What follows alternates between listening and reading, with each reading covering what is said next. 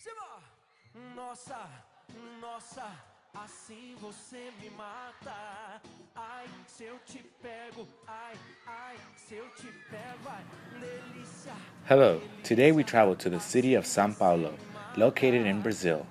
Sao Paulo, one of the top emerging cities in the Western Hemisphere, is being recognized for its technological advancements and booming economy, having a population of 19,822,000 inhabitants, with a large middle class population ranging from 25 to 54 years old, being 44% of the population. Some psychographics we found in Sao Paulo are consumers are loyal to brands, including the low-income populations. More well-off consumers pay particular attention to quality after-sales services and the company's social commitments, such as protection of the environment and sanitary standards. National pride is reflected in consumer habitats. However, Brazilians remain attached to foreign products as exterior signs of wealth. Five main consumer groups we tend to find in Sao Paulo are the LGBT community, middle class, agribusiness, sports-oriented organizations, and Black Brazilians.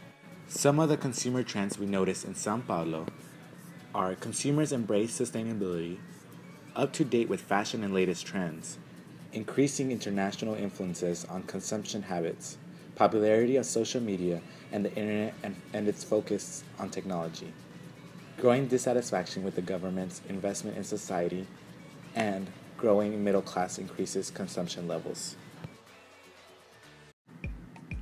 Before we head to the future of global advertising in Sao Paulo, we must visit the past.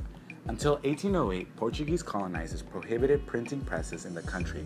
As a result, a strong newspaper tradition was not established in Brazil until the mid to late 1800s, being one of the only marketing avenues from 1889 on.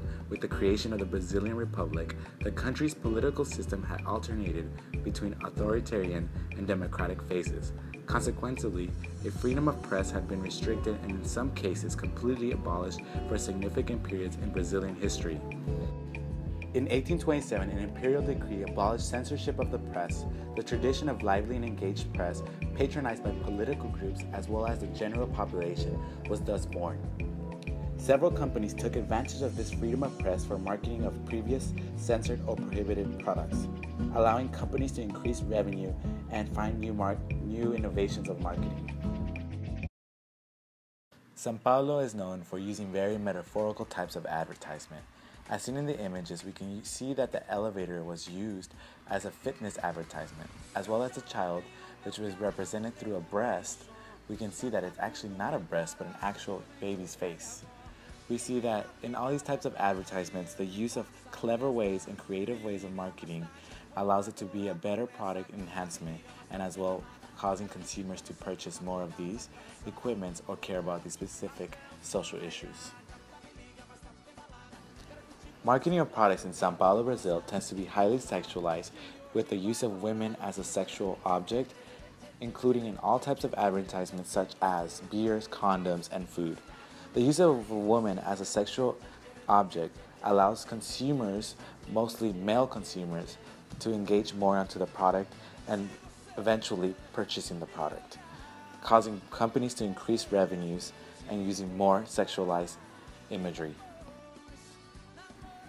Another interesting finding we see in Sao Paulo's types of advertisement comes from its safety regulations and societal issues.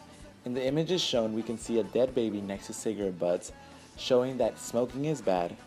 And in the bus image, we see a human body splattered on the windshield of the bus, explaining that you shouldn't illegally jaywalk or text and walk.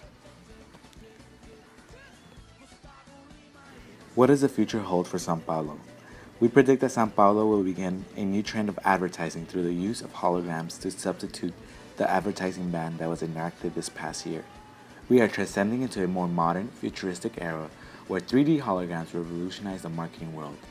The marketing world is at the point where something big, something new needs to happen to grasp the attention of the average consumer.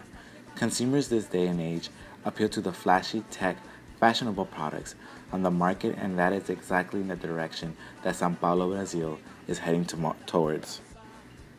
We would like to thank all our viewers and our hardworking team for all the work they've put into this documentary for global advertising. And a special shout out to Ms. Davis. The end.